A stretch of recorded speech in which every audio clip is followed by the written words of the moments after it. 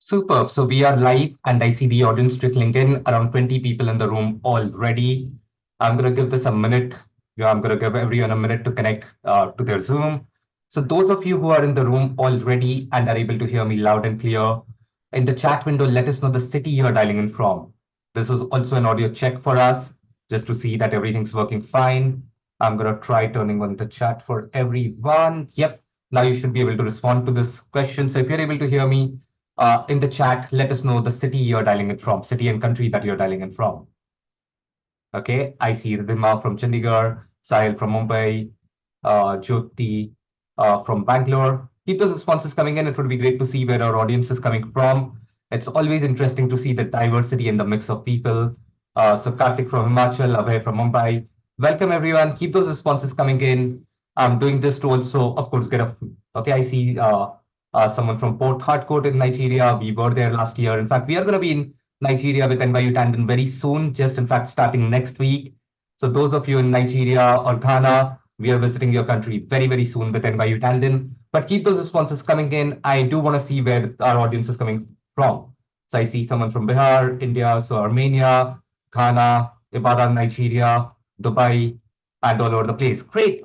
So welcome everyone. It's a pleasure to be hosting you today. My name is Sanjay Dhingra. I'm a co-founder and the chief operating at Seed Global Education. My personal belief is a lot of you have interacted with us in the past, so you already know about us. In case you don't, let me just do a brief introduction about our organization as well. We are an organization that specializes in such interactions. What we do is bring top universities, either engineering schools or business schools from around the world, to interact with you through various platforms. These could be online platforms or in-person events at various college campuses or standalone independent events in various cities across the world as well. In today's session, we have the student life and engagement team from NYU-Tandon School of Engineering joining us. It's going to be an extremely interesting session. We are going to talk to them shortly. I'm going to do brief introductions for all of them very, very shortly. But before I do that, what I want to do is I want to quickly run our poll questions for the evening. I want to get a feel of our audience and what they're currently or what their plans are. So if you're able to see this on your screen, the poll question, my first poll question for the evening is live on the screen. My question is for which intake of NYU Tandon are you applying, or which intake are you targeting at NYU Tandon? Are you applying for the fall 2024 intake, which is this year start in August, so August 2024? Are you targeting the fall 2025 intake? Or in case you're undecided, you're not sure if it's 2024, 2025 or later, then undecided is the third option that you can look for. Great. So keep those responses coming in. I see around 67, 70 of you have responded. Please do keep those responses coming in. It's always great to see what your plans are.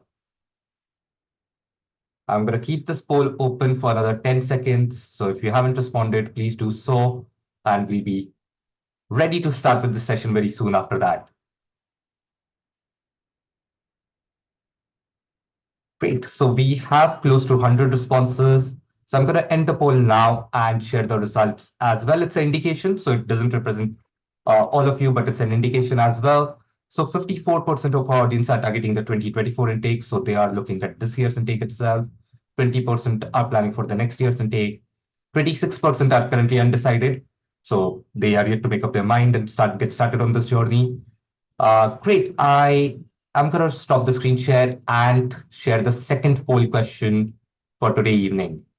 So my question to those who are applying for the 2024 intake specifically, have you already applied to the NYU-Tandon scholarships that are available through the Seed Scholarships Fund? So in case you already know of it, if you already applied, then yes, that's the option. If you haven't yet applied but procrastinating, that's the second option for you. If you didn't know about the scholarships fund at all, if you didn't know about the exclusive or the special scholarships for NYU-Tandon that are available through the Seed Scholarships Fund, then that's the third option. We will tell you more about that, about the scholarships in this session. If you're not applying for the 2024 intake at all, then this is irrelevant, so you can choose that fourth option as well. I'm going to keep this live for a few seconds. In the meanwhile, for those of you who don't know about the Seed Scholarships Fund yet, what I'm going to do is I'm going to quickly post a link to the Seed Scholarships Fund so that you can possibly get started on this journey as well. NYU has committed some exclusive scholarships for the 2024 intake through the Scholarships Fund. I'm posting the link to the application page for the fund in the chat window. So if you don't know about it yet, you can click on that link, scroll down for the NYU Tandon scholarships, and apply to them if you're applying for the 2024 intake. Great. With that, I'm going to end the poll and share the results as well.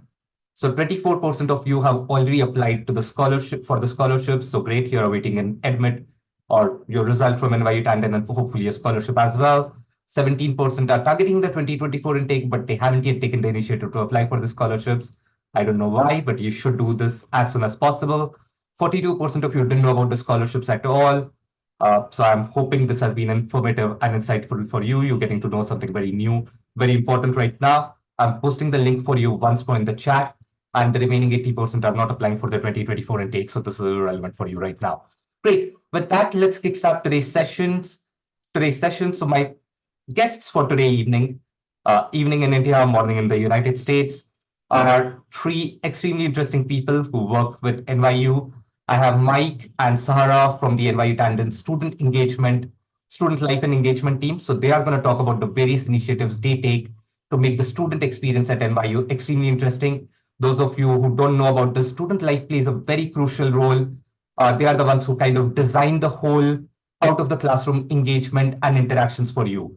This helps you build a great network with your peers, build bonds for life, and make your whole student experience and journey amazing and fun. We also have Liani, who's from the NYU Tandon's admissions team. She is going to tell us more about the various programs at Tandon, the eligibility for those, and also about the various scholarships, funding opportunities that are available to you as a student at NYU Tandon. Post our interaction, post their presentations, we will also interact with three current students from Tandon. Anirudh, Saurabh, Shuja, all three of them are Indian origin, so I'm assuming, did their primary education or bachelor studies in India before pursuing their masters at Tandon. So we will also interact with them and ask them about their study experience at Tandon and how's the journey for them so far. This session can give you a great insight into the whole experience that you can have at NYU Tandon as a student, as a prospective student, and could be an eye opener for you. So stay put with us. We will aim to wrap up this entire session in the next 45 minutes to 60 minutes, so maybe an hour from now. So stay put with us and we will get you some great insights through this interaction. What I want to do first is invite Mike and Sarah to take us through their presentation, tell us about what their department does for the student life and engagement at Tandon. Over to you, Mike.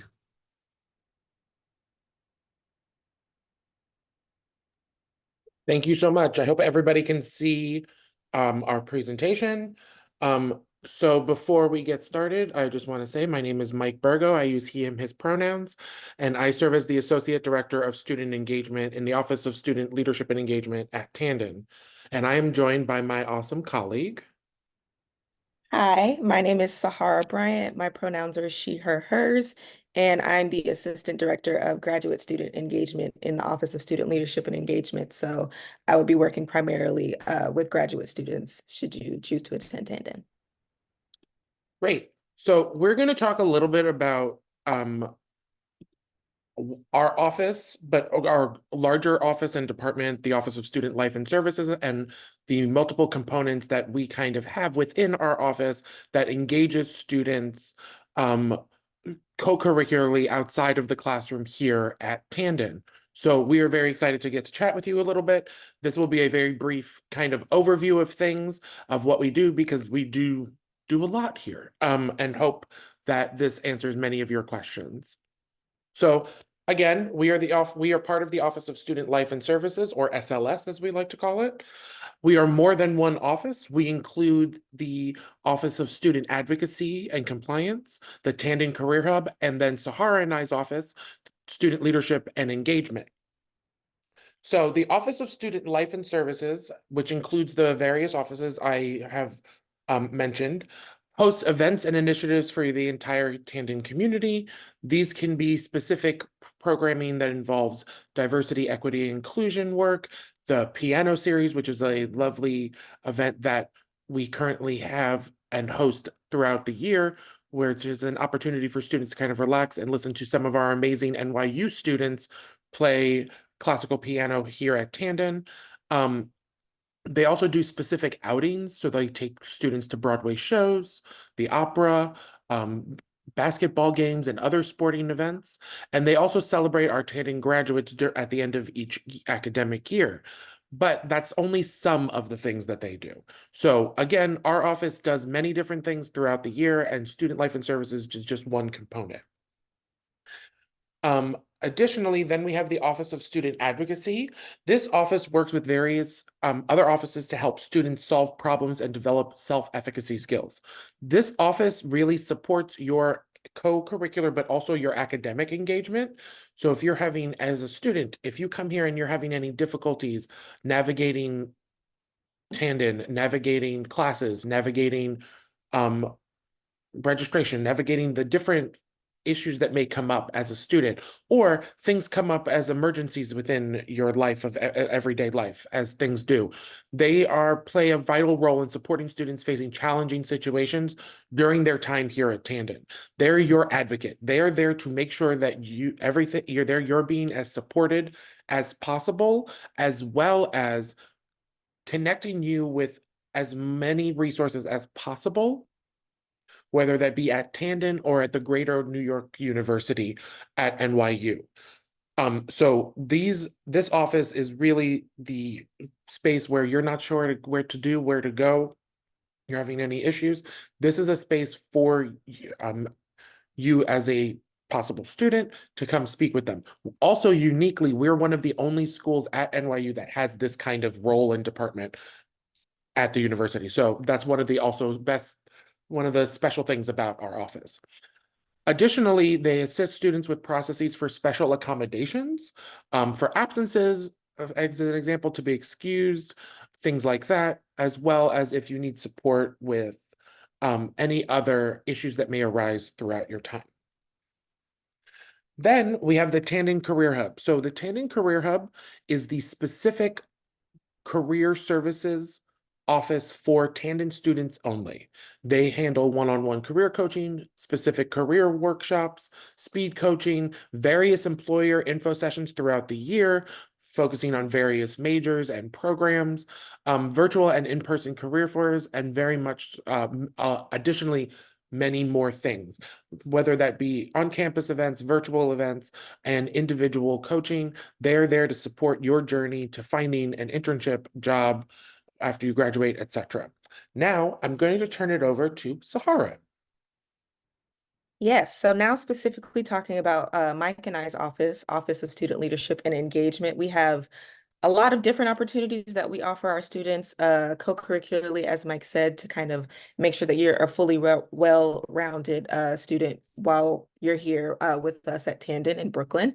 So we have over 40 clubs and organizations. These span both undergraduate and graduate clubs, but if you want, you're more than welcome to join any club if as long as it's of interest to you. We do have 2 student councils, but primarily as graduate students, you would be interacting with the Graduate Student Council, which also does all kinds of events for our students throughout the year. And they're also really there to advocate for you on the student level because they are also with you as students in your programs. We have community service and service learning opportunities like the Poly Project. And then our office also offers campus-wide programming such as Graduate Student Appreciation Week, which is usually in April. And it's genuinely just a week where we just show how much we appreciate having graduate students and that we are here to serve you and here to be able to help you in your studies while you're here. We do have some specifically international student programming. Our population here of graduate students is mostly international students. So we have an international student advisory board that also does programming specifically for the international students at Tandon. We have our women's mentorship program where we'll pair a first-year graduate student with a senior graduate student or a PhD student to kind of help guide them along the program track while you're here. And then, of course, our office handles new graduate student orientation. We have one in the fall and in the spring, and then I'll be talking about that a little bit later. And then, of course, once you've kind of gotten used to Tandon and once you've kind of transitioned, we have several leadership opportunities for you to volunteer with us. So you could be a graduate orientation leader, a coordinator for the International Student Advisory Board, and an ambassador for the Poly Project program. So on to new student orientation. Our fall orientation has not had the dates confirmed yet, but it will be in late August, and we will be sure to communicate that to everyone once we do have those dates finalized. Registration will open this summer in June, and the full schedule will be available later this summer in July. And it is mandatory for all incoming graduate students. So we really want to stress that this is something that's very important, and it has some sessions and some opportunities, not only for you to get to know Tandon, but to get to know other students and find people that are similar to you and find people that are in your program so you can kind of start at a good level. And so I think this is towards the end of our presentation, but please be sure to follow us on social media. The Student Life and Services have their own Facebook and Instagram. And then there's also X, which formerly was Twitter. I still call it Twitter. So if you know it as that, that's where that is. The Tandon Career Hub's Instagram is there. And then our office's Facebook and Instagram and TikTok is down there. Please also know that we use a website called NYU Engage throughout the year to really kind of promote our events, the club's events, things that are going on NYU-wide. So if you want to look at things that are happening outside of the Tandon campus in Brooklyn at engage.nyu.edu, you can get a full list of everything that's going on NYU-wide on campus. As well as for Tandon, every Monday, we will send out a newsletter called the Tandon Times, which showcases all of the things that clubs and organizations and our office and different offices are doing across Tandon. And we send that out every Monday. So if you have any questions, please feel free to put them in the Q&A. If you have questions about orientation, we do have a specific orientation email that we are happy to answer questions about, or just questions about student life and services or student leadership and engagement in general. You can go to engagement.tandon studentlife@nyu.edu, and someone from our office will be happy to answer any of your questions. Great. Thanks, Sarah. Thanks, Mike. This has been insightful. So to the audience, the next part, what we are going to do is we're going to hear from Liani about the various programs at Tandon, understand the eligibility, and then jump right into the Q&A with the current students. And I'll take up all the questions, all the relevant questions that you're posting in the Q&A box. But first, over to you, Liani, to tell us about the various programs at Tandon and the eligibilities. Great, thank you. I'll go ahead and share my screen.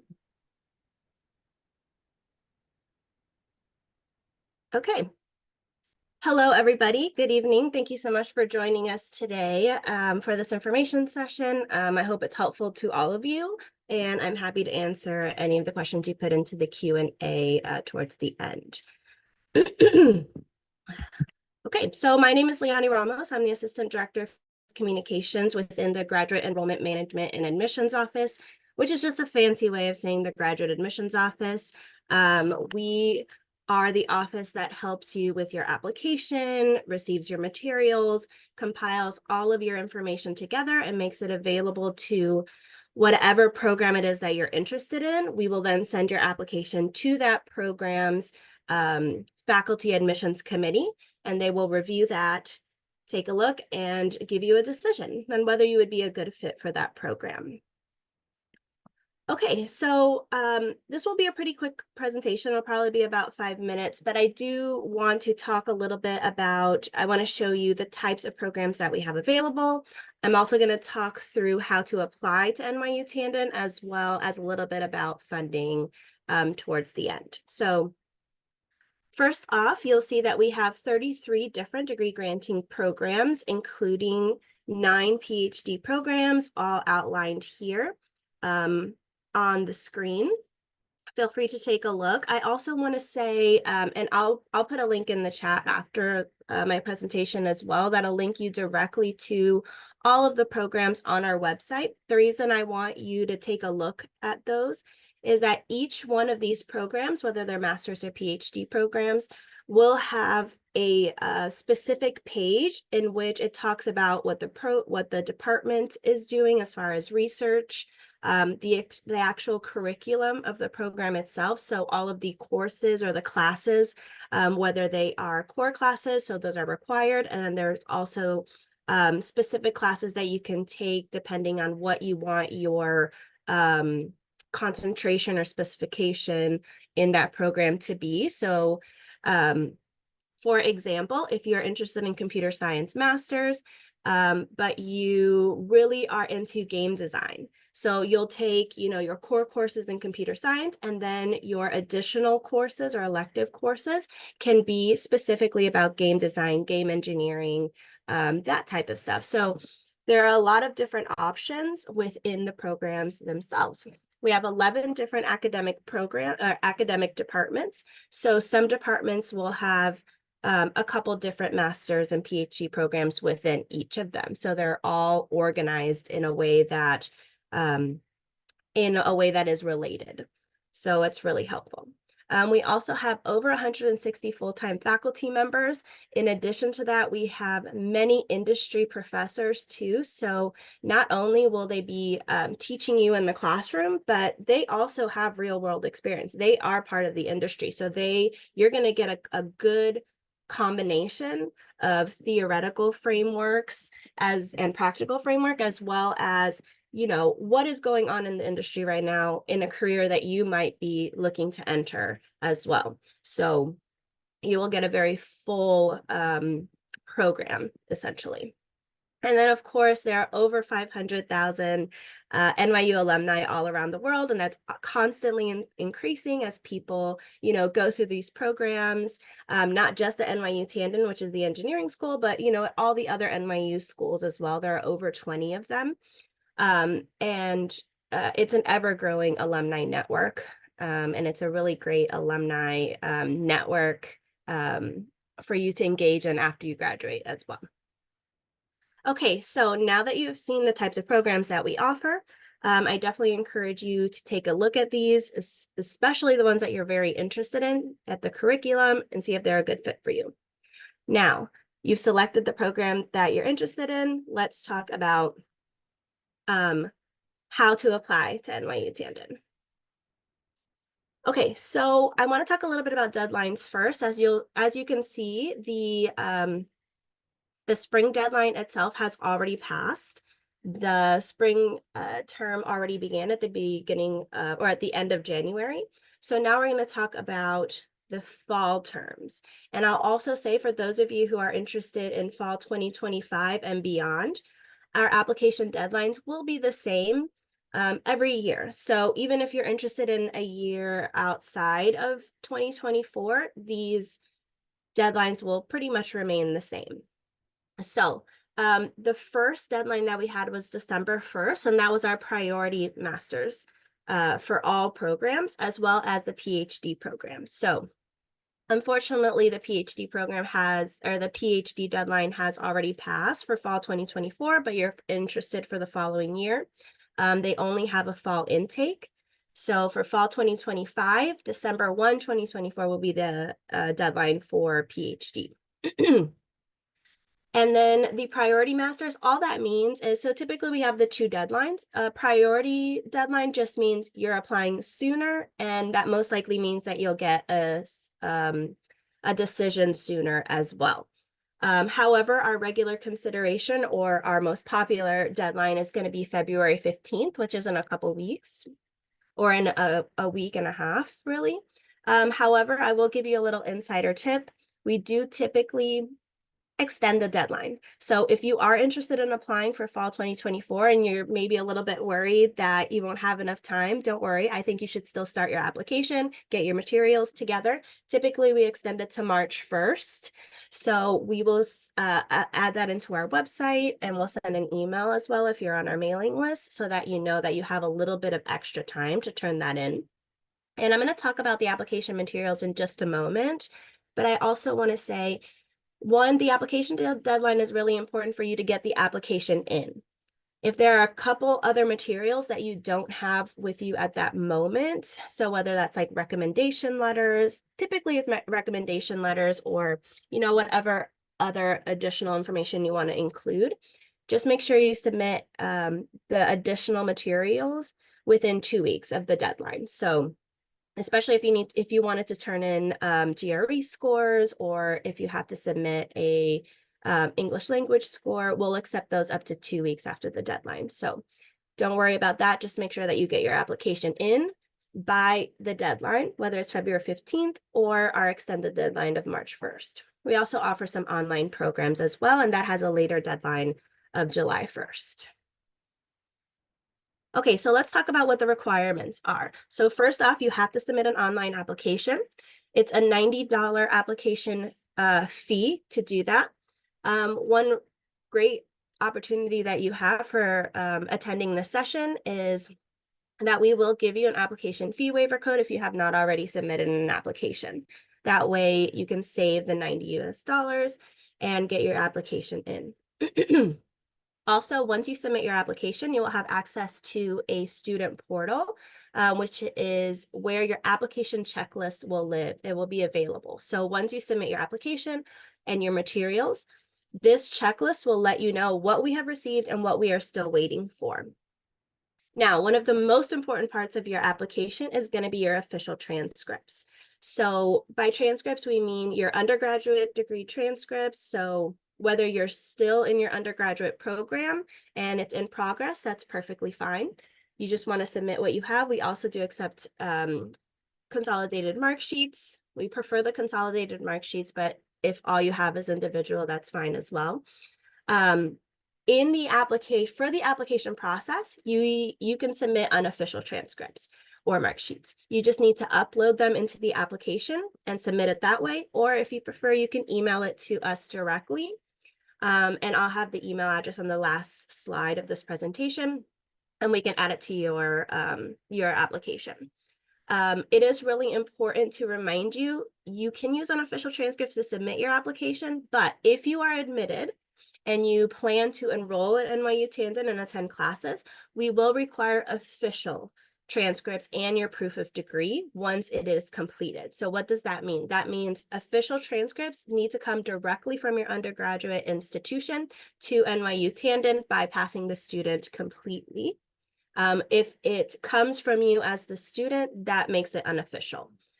So it needs to come directly from your school. We accept either hard copies mailed to our processing center, or we prefer actually official electronic copies. So your school can email it to us directly so we can add it to your application.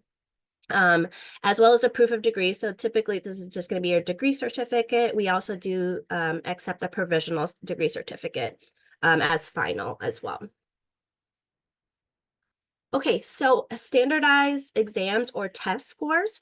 So the GRE, we used to require the GRE for almost all of our programs. However, we've made a bit of a shift within the last couple years, and now it is going to be optional for all of our master's programs and most of the PhD programs. I believe the only PhD programs that require a GRE are going to be within the civil engineering department. However, what that means, optional, is it is really up to you if you want to submit these GRE scores. You will not be penalized if you do not submit them.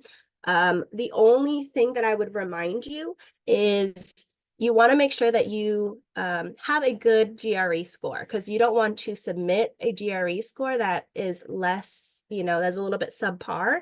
You don't want that hurting your chances. So if you take the GRE and it isn't, the best score that you could make, I would probably opt out of submitting that because you don't want it to hurt you. But you're more than welcome. If you're not sure, you're more than welcome to reach out to us and we can help guide you on what is a competitive GRE score. Additionally, for international applicants, we do require an English language score. The ones on the screen are what we accept. So TOEFL and IELTS and Duolingo are the most common and probably the easiest to obtain for international students, but we also accept CAE and PTE as well. One important thing to remember about test scores, whether they are English scores or GRE, that they need to be reported by the testing agency in order for it to be official. So you as the student, if you email us your scorecard or if you upload it into your application, that will be considered unofficial and will not be accepted. You need to have it sent through the testing agency. So for GRE and TOEFL, that would be ETS. For IELTS, to be like British Council, IDP. So you want to make sure that you're doing that correctly because you don't want it to hold you back if you don't submit it correctly. And then, of course, we will ask for your resume or your CV and then an essay. It could be 1 to 2 pages. There are 2 different prompts. Excuse me. There are 2 different prompts, and you just need to answer each of the prompts accordingly, and make sure you submit that with your application. And then lastly, we do require 2 letters of recommendation. We've had a little bit of a revamp on our recommendation system, or our recommendation requirements within the last year. So you do need to list 2 recommenders on the application with their email address. Make sure that is an official email address. So that means, you know, typically their work address. It shouldn't be their personal one. And they need to complete a recommendation form. The recommendation form is the most important thing. Every recommender needs to do that. And then the optional part is the letter itself. So if they are also submitting a letter, it needs to be on a letterhead from their you know, company or organization that they work for or with. So just keep that in mind. Additionally, if you want to include any supporting materials and information such as academic papers, if you've done a project, if you have done some research and you have a research paper that you want to submit, there is a section in the application that allows you to upload additional materials. So please feel free to do that. It's always a good thing, I think, if you have it, to provide that information to the faculty admissions committee so they can get a better, fuller picture of who you are as a student and how you would succeed in their program. There might be an interview required. Typically, it doesn't happen for master's students. It's more so specifically for PhD applicants. However, if they do want to do an interview, they will reach out to you. There are also a couple of programs, not all of them, but there are a few of them that require a video. So just make sure that you are reviewing. Once you've opened the application, you've selected your program of interest, it will then adjust to let you know exactly what additional materials are required. So you might need to also submit a video as well. And you can see a link here on the screen. This is a link to our application requirements page. It will list out everything that I just talked about today. So you can take a look at it and make sure that you have everything ready to go for your application. And then the last thing I want to talk about is scholarships and funding. So all admitted students are going to be automatically reviewed for a scholarship. And that is including international students like you, and domestic students. So everybody is this opportunity is available for everyone. It's a partial scholarship, and it typically ranges between $3,000 and about $10,000 US.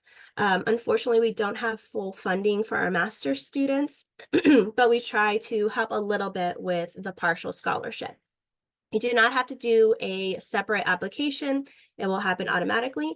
If you are admitted and you receive a scholarship, it will be in your admit letter. It will be in the admit letter, and then you will also receive within 24 hours an additional scholarship award letter, letting you know exactly what the stipulations and criteria are for maintaining that scholarship.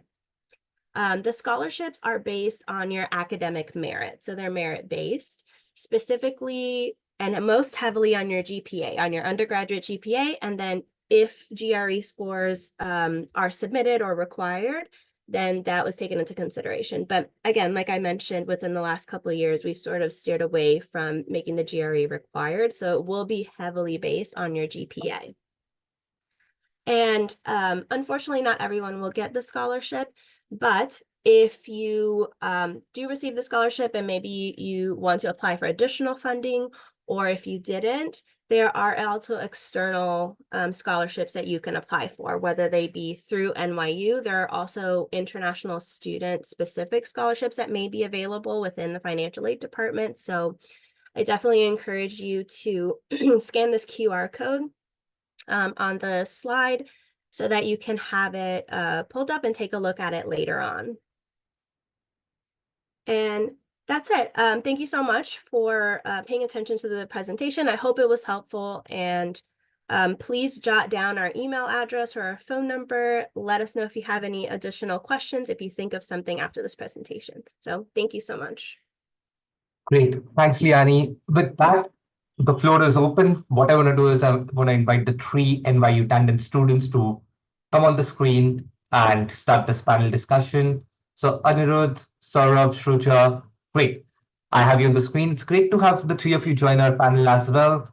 Uh, I'm eventually going to invite Mike and Sarah and Yanni to join us as well. But before I do that, what I want to do is get started by understanding more about your profiles and your journey to NYU-Tandon. So if you don't mind, tell us what you were doing before you went to NYU and what are you currently pursuing at Tandon. Sir, do you want to go first? Yeah, sure. Thank you so much. Hi, everyone. Good evening. So, I did my undergrad in mechanical engineering, and right now I am a graduate student here at NYU-Tandon in the Management of Technology program, and I am looking to get into product management. So, before I got here, I spent a little time working in a few startups, and that really helped me, just direct my career in that direction so that I really knew what I wanted to get into. And since I've been here, I've really been pursuing product management as a career. Yep. Great. Shruja, if you want to go Yeah. next. Yeah, sure. So, hi everyone. I am Shruja. I am from Gujarat in India. And before coming here, I did my undergrad in interior design and architecture, and then basically practiced for several years before actually making the shift of coming back to studying and doing a master's now. So yes, and right now I'm pursuing a master's in construction management in NYU, and I've just recently entered my second semester. So I look forward to maybe hopefully answering all of your questions. Great. Anirudh, Hi guys, my name is Anirudh. I'm currently in my final semester here at NYU. I'm doing a master's in financial engineering.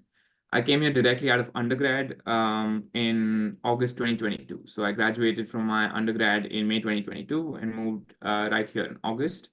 So like Shru just said, looking forward to help you guys with any questions you have.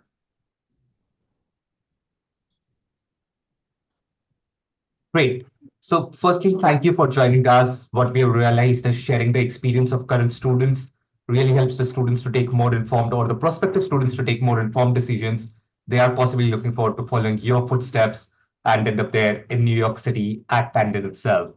My first question, or what I want to understand next from you, is that all of you have spent a few months, or rather than your case, over a year. How has the experience been so far? What do you really like about being at Tandon in New York City, and how's it going over there?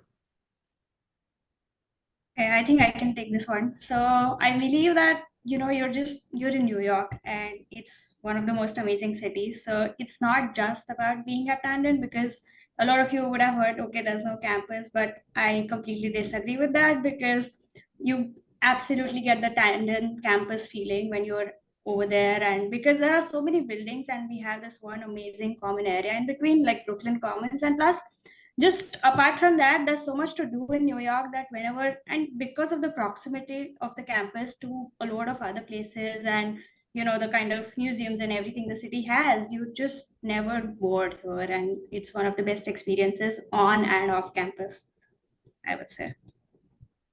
Great. Saurabh, Just Anirudh, what do you like the most about being at NYU? just one thing that I would like to add is that you are in New York City, and this place has so many diverse set of people, people from different backgrounds, that you are meeting different kinds of people every time you're going out or every time you're on campus.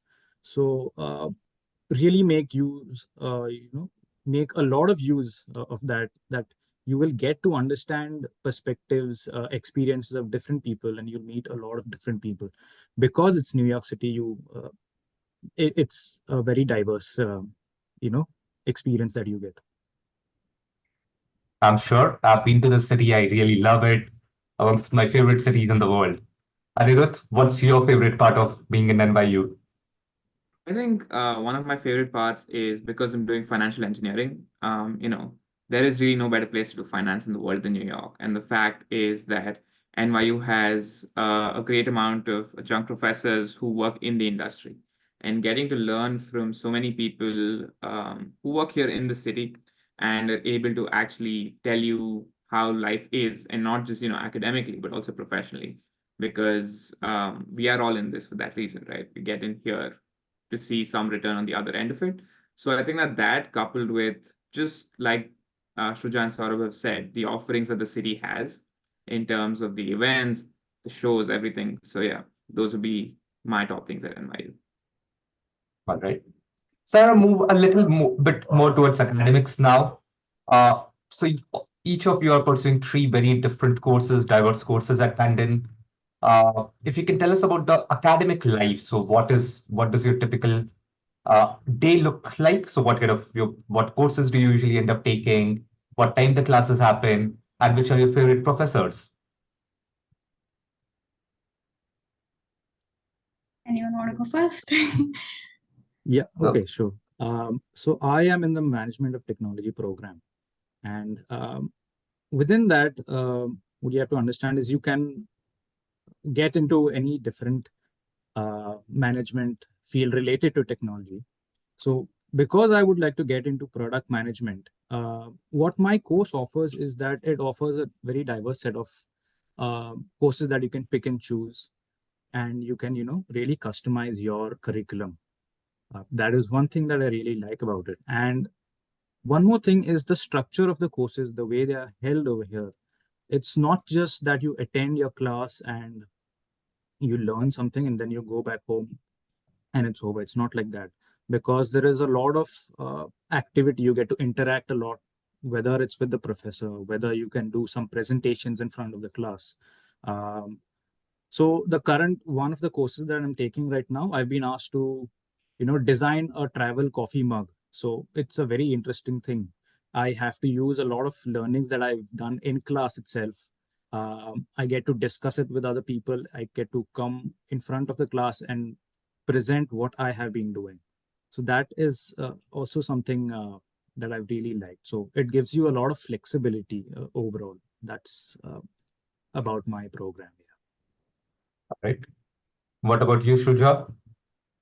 Sure. So I feel like Saurabh said, it's basically like you can design your own program, or you can pick your own field even within the field that you've chosen. So like I'm doing construction management, but in that it's not like it's just limited to management or it's just limited to construction core courses. We have the option of taking up so many courses outside of school as well, and as electives. So you're basically learning what you want to, and it's nothing like you would have, it's not like, I would say one suggestion is don't come to Tandon with preconceived notions of what your course is going to be like or what kind of subjects you want to study, because sometimes what happens is you study something in the first semester and then you want to pick up something very different, or you speak to a lot of industry professors and they'd give you so many suggestions as to what is prevalent in the field right now, and you would want to take that up. And I think Tandon offers that opportunity to all of us in most of the courses that are here. So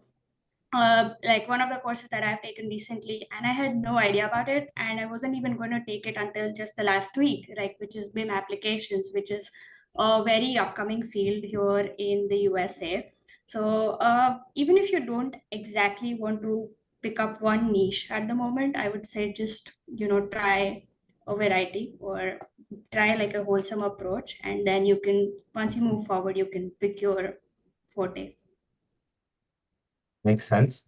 Anirudh, what about you? So, the financial engineering department is structured so that we usually end up taking more electives than most other programs on campus. So I think that's one of the better parts of the financial engineering department, which is you have your standard 3 credit courses, which last 14 to 15 weeks. But what we also do is we do 1.5 credit courses, which last about 7 weeks. So I think that some of these courses, while they have a similar amount of content packed in, it also just lets you learn more about the various things. If you actually check out the website, there are still tracks up, if I'm not wrong, which no longer really exist, but is still up there to give you sort of a faint idea of what we do at the department. And I think that, in terms of course, it's just really what you find interesting. So there are quite a few ways you can go. And like Shruja spoke about the customizability of your degree, right?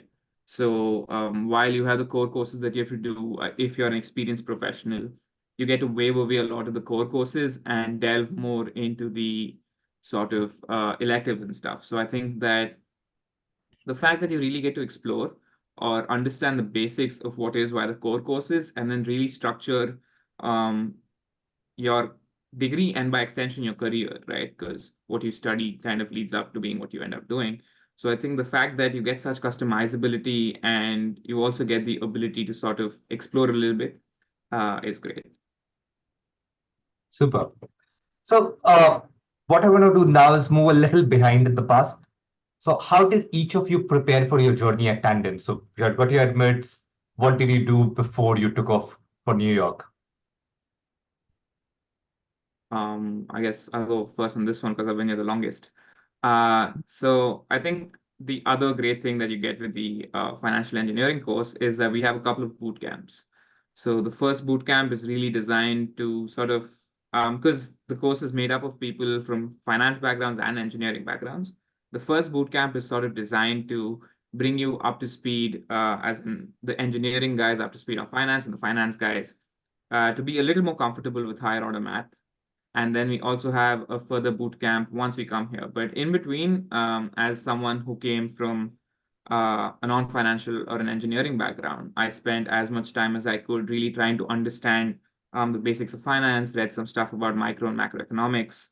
Then, of course, there's all the stuff about preparing for life in New York, right? You know, you look for rentals, you look to see how housing works, you see what are the subway stops, you see how life works here. There's a lot of tiny, small differences in the way we go about life in both places. And I think that takes up most of your time. But I think at the end of the day, once you come here, it's very easy to settle in and mingle in the city.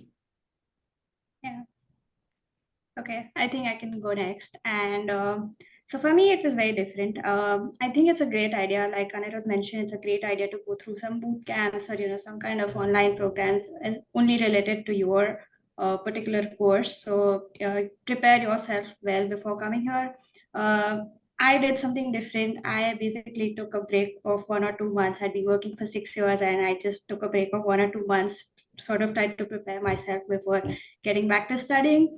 So yeah, and housing does take up a very big time of your, time before coming here, very big, a major amount of your time before coming here.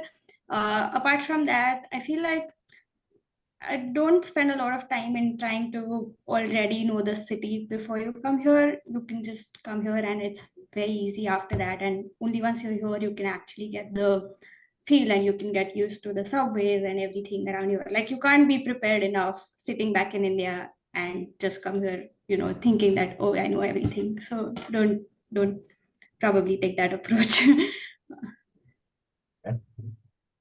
Great. Saurabh, to add? Yeah. Yeah. One thing is that I wasn't completely aware of, very deep understanding of product management or something like that. So what I did was before I came here, I spent a lot of time networking with students who were actually in the program and people who are actually in product management, who are also in like a few other fields. So before I came here, I spent a lot of time connecting with them on LinkedIn. Then I even made it a point to speak with them. In that way, I got a much better understanding of a lot of things before I came into the program. So that is something that I would really recommend. It helped me a lot. Yeah. Super, great. With that, what I want to do is I want to open this floor for the audience questions. Quick reminder to the audience, if you have any questions for our panelists, if you have any questions for Anirudh, Saurabh, Shruja, or for Mike, Sahara, and Liani, post them in the Q&A box. You can also upvote the questions which have already been asked. This way, I know which are the most important questions, and I'll try to pick up as many of those as possible. With that, I want to invite Mike, Sahara, and Liani to join the panel as well. And I want to get started with our first question from the audience today evening. We have possibly 15 minutes now, so I'm going to pick up the most important questions. So keep those questions coming in. Please do a vote. It's extremely important, really helps me pick the best questions. Liani, I think the first question is going to come to you because it's around eligibility and admissions. So firstly, is there an option to get the English test waived off? And the person I asked specifically for MS Mechanical Engineering, but I'm assuming it's the same for all the other courses as well. Is there a possibility to get an English test waiver? Okay, yeah, thank you so much for your question. We do have opportunities for English language waiver. Typically, it's going to be specific to if you have earned a US degree. That is an automatic waiver, whether it is a 4-year undergraduate degree or a 2-year master's, if you're, applying for a PhD program. That is going to be the most common one. However, if you feel like maybe you have additional information or, have had additional training in English or something like that, you are welcome to submit an English language waiver request. And that can be reviewed by one of my colleagues, and they will take a little bit of a deeper dive look into your application and see if you might meet the requirements. However, I will say, like, not everybody gets waived in that scenario, but you're more than welcome to submit additional evidence and try to prove that case, and we will take a look at it and see if it can be waived. And that is the same for all of our programs, Sanjay, correct? Great. Liani, quick check. A lot of our audience also come from Ghana and Nigeria. Is there a separate approach to the English test waiver for them? Is it a requirement for them in the first place? Yeah, great question. For Ghana and Nigeria, that is going to be waived. Okay, super. Yes. Emmanuel, I hope that answers your question. Ronnie, I see your point here. So it's not a question, but I'm going to answer that still for you. So your point is we have a lot of Indian students on the panel, and why so? Mainly because this session was focused or targeted towards prospective Indian students. Even if you look at the timing of the session at 7:30 p.m. in India time, a lot of the audience, almost 50-60% of the audience in this session are Indians. We wanted to share the experience of current Indian students with them so that they can also understand from a more cultural perspective. I hope that allays your concern and answers your question as well. Great. Let me take up the next question. And this is from Stephen, who's asking, can the students work part-time to pay their fees? If yes, then how many hours in a week? And what is the minimum pay wage that they can expect? Yeah, I can take this one. Yes, all students have the opportunity to work part-time on campus. In fact, Shrija and Anirudh work in the graduate admissions office with our team. You can work up to 20 hours a week, and it's really flexible depending on your schedule, like your class schedule. You just propose your work shifts according to each semester when you're taking your different classes. Maybe one of you two can speak a little bit more about what the pay rate is. I think is it $27 or $28 an hour? It's 28, yes. It is now $28.25 an hour. But to answer the second part of that question, it does not go towards your fees. You basically earn it. It's not like it's sort of taken off of your tuition or anything. You just get the money in hand or credit to your bank account. Right. It's like a normal job. Right. Yeah. Yeah. Thank you, Ani. So Anirudh, Shrija, a question over here. Realistically, how many hours in a week are you really able to work? We are both working 20 hours a week, and it's not like it's very hard to do that. You're able to, like, the advantage is that a lot of my courses are in the evening, so I get to work in the day and attend the courses in the evening, attend the classes in the evening. So I think it works out very well in that case. Great. Super. Sort of add on to that. If you're a graduate assistant, irrespective of department, you usually work 20 hours a week. Whereas if you're a teaching assistant, it is limited to 15 hours a week per course. So it's usually one course, but should you manage to get more than one, then again, it's capped at 20. But if you're a teaching assistant for one course, then it's 15 hours a week and not 20 hours a week. All right, great. Just Sorry. one addition here, Anirudh. I took one course last semester. I did well, and now I'm the course assistant for that course. So I have to work for 20 hours a week. So it's there may be some positions that may be 15 hours a week, but there can also be like positions that you have to work for like 20 hours a week. So All right, great. Well, then could be a departmental difference. My bad. yeah. Uh, so, Liani, I want to take the next question for you. This is from Dishita Goyal, who's already got an admit to Tandon, and she's looking for an extension to pay the deposit. Is that possible? Yeah, absolutely. Typically your deposit deadline is going to be tied to when you received your admission. However, we totally understand that maybe you're waiting for other decisions from other schools or you need a little bit more time. All you need to do is send us an email, engineering.gradinfo@nyu.edu, and request the deposit deadline, and we'll be more than happy to extend that a little bit for you. All right. So, Dishita, I hope this helps you. The next most upvoted question, I have it from Ronnie. Ronnie, I'm not sure about your question. Your question is if, as an international student, you get accepted, you still don't have visas in time. I'm not sure about that because there's still quite a few months, almost 6 months before the course starts. So I think that's plenty of time for securing if you get an admit to secure your visa. But Liani, if you have been tracking this, usually how long is it taking for students, international students, to secure their student visa?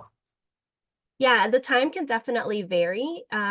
It's really going to depend on when you start the process. So what I would say is as soon as you receive your admit, you need to start working to apply for your I-20 certificate, which is what's going to allow you to then get a visa appointment and work on your immigration paperwork.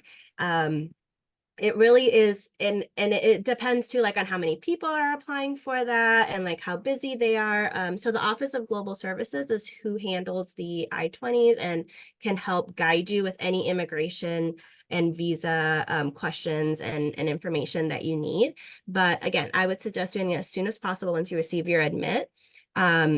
Typically, it does take a little bit of time though. So I will address what I think your question is, which is what if you don't get the visa in time to attend? And that does happen sometimes. You know, sometimes you might get stuck in what is it called, administrative processing, or maybe you get denied or they need more information, and you just never know. So I would say you really want to be as prepared as possible when you go to schedule your visa appointment, have all your documentation, all your paperwork, everything that you need, make sure everything is accurate, so that you kind of minimize any issues that you have. If there is a situation where you're unable to get your visa in time, you will probably just need to withdraw your admission and reapply for the next semester. And we're more than happy to help you at the admissions office to move all your materials over to the next semester. All right, great. Thanks, Liani. That's been helpful. Liani, I think the next question is going to come to you again. This is from Preeti. She's got an admit with a $8,000 scholarship. Congratulations, Preeti, for that.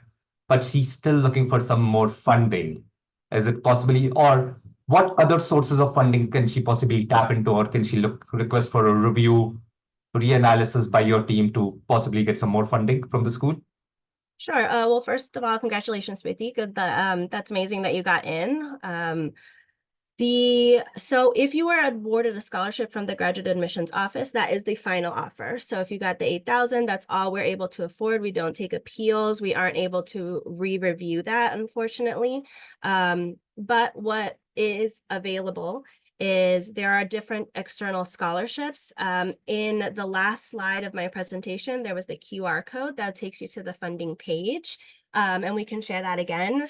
But it allows you to kind of take a look to see what other funding opportunities are available that you can apply for. There may be scholarships specifically for international students that may be available. You might want to check the financial aid website as well. And even outside of NYU, there might be other things. I mean, Sanjay was talking about the SEED scholarship that they have as well. So I would definitely take a look at that, see if you're eligible, apply for it. But there are plenty of organizations that offer additional funding. But feel free to send us an email and we can kind of help gather some resources for you and see if we can help out that way. Great. Sangeeta, your question about how can you apply for the scholarships, I've already posted the link in the chat. If you haven't got it, just let us know and I'll repost the link I'll repost my message again in a short while. Okay, I am going to do that right now. Great. So I've reposted the link to the Seed Scholarships Fund. These are exclusive NYU scholarships available through that fund, and you can check them out over there. The next question I have is from Sahil. He's asking if the role of ambassadors or ISAB leader, do they come under on-campus jobs or not? So many of the roles within our office, that's a great question. So many of the roles within our office are volunteer based. So we actually are not able to pay students for those roles. They're leadership opportunities, kind of like if you were a part of a club or organization. This is a volunteer opportunity which provides you different skills and things like that through our office. All right, great. Thanks, Mike. So, Liani, I think this is going to come back to you. Everyone's looking for funding, so it's an important area. But I think you already mentioned this in your presentation, but still a quick check. Does NYU award any full scholarships? Is that even possible at all? We don't typically award full scholarships for master students. Typically, it's going to be PhD students who are fully funded by their department and additional funding outside of the admissions office. So within graduate admissions, we only offer the partial scholarships for admitted students. All right. Liani, is there a place where they can find the list of faculty who teach various courses? So is it available on the website where they can see course-wise faculty? Yes, absolutely. So we have 2 pages on our graduate admissions website. There's the master's one and then the doctoral one. You can click onto any program, whichever one is of interest to you.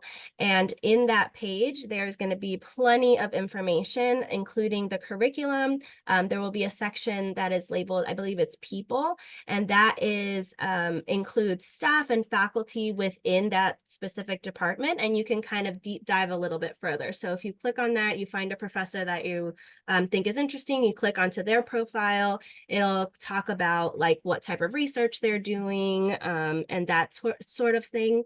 And you can kind of get a better idea of what professors are teaching what within that program. And I believe there's also contact information in each of those pages, or you can always reach out to graduate admissions office. We're happy to connect you to a professor. We definitely encourage you to reach out to them and ask them your questions. Sometimes they're a little bit busy, that's the only thing, but there are designated academic advisors is what we call them, which could be either faculty or staff within each program that are there to help answer students for answer questions for prospective students and applicants about, like what the curriculum is like, what a class is going to look like, or when they're offered. And then the other thing I was going to say is I would definitely encourage you to connect with a current student. We have the ambassador program as well within our office, and it's a chat function on a couple of our different web pages, and you are able to connect with current students over a bunch of our programs so that you can ask them questions about what it's like to be at Tandon, what their experience was applying, all of those things. Very similar to how, we have 3 current students here on the panel. It's a little bit more of a chat version of that.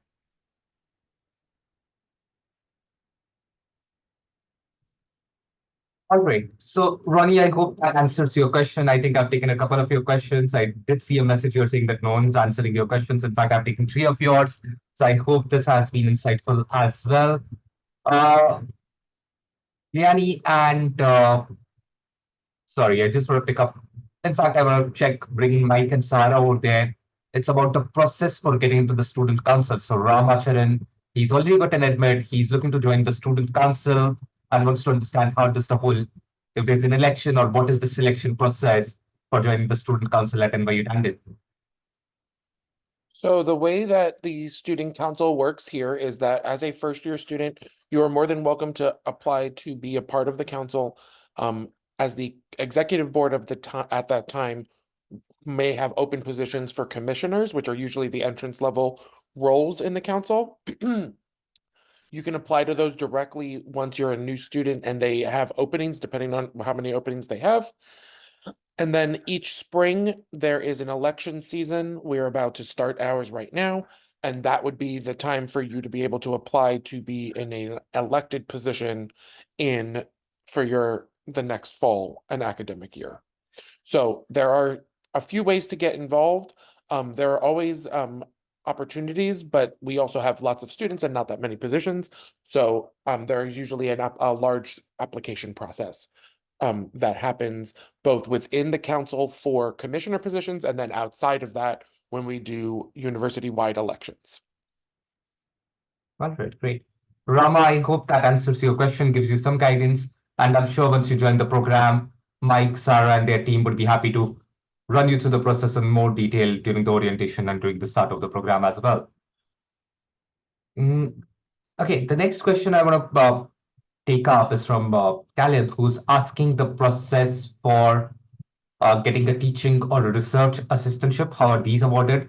So Anirudh, Shruja, I know you work with the Graduate Admissions Office. Saurabh, I understand you are a course assistant in the teaching department. So how did you secure these opportunities? How did they happen and when did you apply for those? I can take this. So once you get admitted into NYU, you get access to a portal called Handshake, which is where you have all sorts of postings, both for on-campus jobs and off-campus in terms of summer internships and future job postings. So once you get in, you have access to that for life. But this is where all the postings are sort of put up, and you have to check them out on the app and accordingly apply. So more often than not, teaching assistant roles might be filled for the semester you're coming in by the time you get here. But you have graduate assistantship roles at the admissions department, at the library, and other such places, usually available on Handshake by the time the students get here. Yeah. All right. Several roles keep opening up throughout the semester, so don't be stressed if you don't get a role in the beginning of the semester, or even if you're there and once you're here, you probably get a better understanding of how everything works, and then you can start applying for more roles as and when they open up. Saurabh, in your case, it's slightly different. You are a course assistant, so did you follow a different process for getting this? So quite often it happens that you have to actually have taken the course before so that you are actually qualified to get a course assistant or teaching assistant position. So I had taken it in my last semester, which is why I was qualified. And I had to maintain that grade in that semester. Then the process was very similar of applying through Handshake and getting the position. So yeah, teaching assistant positions, if you are coming in, you might not be eligible for that. But there are several other roles other than just teaching assistant positions. There are a lot of different roles across the university you can apply to. All right, great. Okay, my next question is interesting. This is from Utkrishт, who is asking, does sibling legacy play a role in admission? If yes, where do they mention? So I'm assuming that Utkrishт has a older sibling who studied at NYU-Tandon. Does that give him any advantage or benefit? That's a great question. No, we don't really look at the relationships of the students' applications that we receive. In fact, it's not even an option to put that into the application. So it's completely, blind in that regard. All right. Liani, one question, a follow-on question. This is from Namrata. She's possibly got an admit to MOT program, that's Management of Technology, I'm assuming. Can she change her course to a Master of Science in Computer Engineering or Computer Science? Well, congrats. Once you are admitted into a specific program, you cannot change your program. It's a little bit different from like an undergraduate degree in which you are applying to the school and then you choose your major and you can change your major. On the graduate level for a master's, you are applying specifically to that program. So if you applied to Management of Technology, it was Management of Technology admissions, committee, the faculty that made these decisions. So if you want to change or if you want to switch it, you can, but what you have to do is you have to withdraw your admission from MOT and then submit a new application to, CS or C or whatever you're interested in, but there's no guarantee guarantee that you're going to get admitted to that program because it is a completely new admissions committee that is going to be reviewing your credentials. And I will also say if you get denied for the second program, you can't go back and say, oh, just kidding, I'm going to come for MOT because you've already withdrawn that admission. So please think about that before. It's definitely an option. If you don't think MOT is going to be a good fit for you, you should definitely pursue something else. But it's not a guarantee that you're going to get admitted just because you've been admitted once before. And then if you get denied, you'll have to wait again until like the next available term to apply again. Makes sense. Can I just add one thing here? Sure. The MOT program gives you the option to take 2 or 3 elective subjects which are from the other departments. So you can consider taking some of your electives in like the CS if that's what you're interested in. Great. That's a great point as well. Thank you, Liani. Thank you, Saurabh. Sorry, the one question which I wanted to take up, Liani, this is about the timelines for application processing. There are some candidates who have already applied in December, Jan. By when can they expect to hear from your department? Yeah, good question. And I don't have a perfect answer for you because as I've mentioned before, you submit your application to the admissions department, we package it, we send it over to the department, and then it's all on the department's time. So it depends on when they're meeting, their admissions committee is meeting, when they have reviews of applications. Depending on the department too, if it's a very popular department like CS, they're going to receive thousands of applications and it's going to take them a lot longer to process them or to review them, I should say. So some programs are just going to take a little bit longer than others. Typically our standard time that we try to stay within is typically about 10 weeks or so. But sometimes it can be shorter if it's a smaller program. It can be a lot longer if it's a larger program. If you've applied sometime last year, please shoot us an email so that we can just take a look at your application to see where it is. If there's a way that maybe we can reach out to the department and kind of get a better sense of when they think they're going to be making the decision, we're happy to help you that way too. All right, great.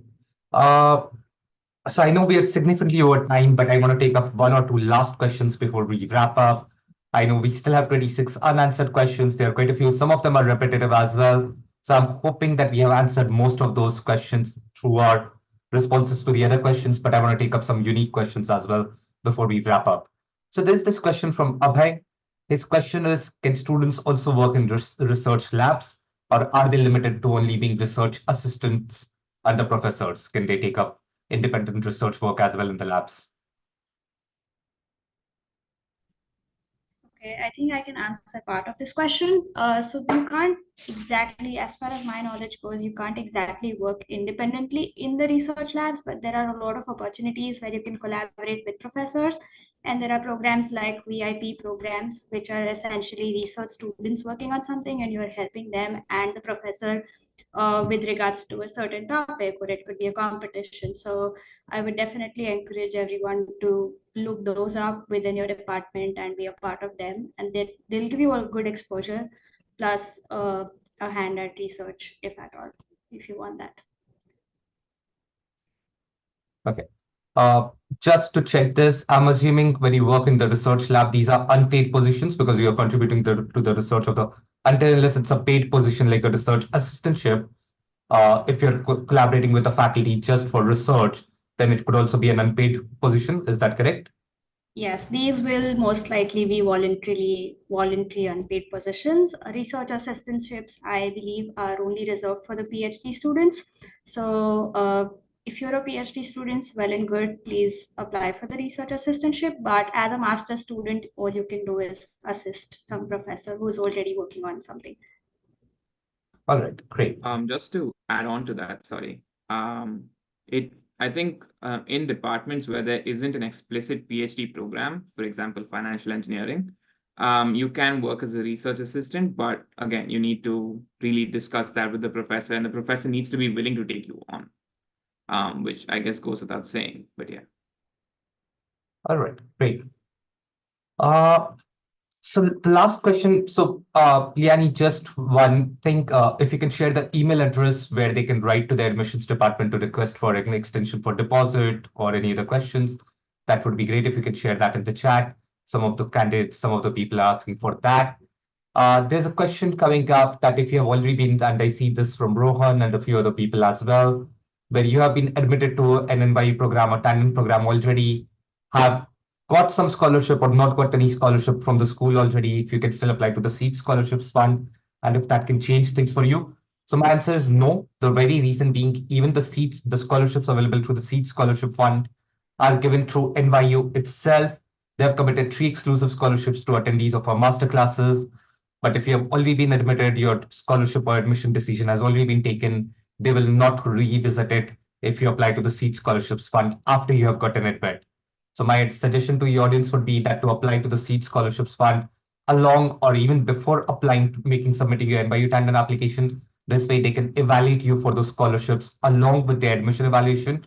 And it's the same criteria. So there were questions around criteria as well. There's no separate criteria for the Seed Scholarships Fund. You need to meet the criteria for the program, the eligibility criteria for the program at NYU-Tandon that you're applying to. If you meet that, it's the same criteria that is being considered for the Seed Scholarships as well. I hope that clarifies and gives you great insight. We are significantly over time, but I want to give our panelists one chance to share any advice that they may have for you. So any suggestions, any last words from any or all of you to our audience today? Yeah, I'll go first. First, thank you so much for joining the session. Please feel free to reach out if you have any additional questions. Our email is engineering.gradinfo@nyu.edu. We can help you with any questions that you have. And my one piece of advice, if you are looking to submit your application, please make sure that you submit it by the deadline. You want to make sure you get it in so that we can start processing that and get you sent over to your department as soon as possible. Saurabh, Shruja, Anirudh, Mike, Sahara, any parting advice, parting words for them? Yeah. One thing I'd like to say is please make it a point to really network with people, whether it's on LinkedIn or whether it's in person once you're here, because it's going to really help you a lot. And you may not have all the answers to your questions, whether it's relating to, the career path that you would like to take. It may not be perfectly defined for you right now, but the onus is on you to go out there and explore and talk to people and understand what you would like to do. There would be a lot of resources that NYU offers, like preparing your resume, or whether it's with your cover letters or with your interviews, but you can always access that, no doubts. But it is on to you to take that additional step, go out there and try to understand things that you do not have a lot of understanding to right now. That is very important. Yeah. All right. Yeah, I think Saurabh covered a lot of the points that I also had to say. And I can't stress enough about the importance of networking here in the USA. So definitely look into that while you're there, start the process while you're there.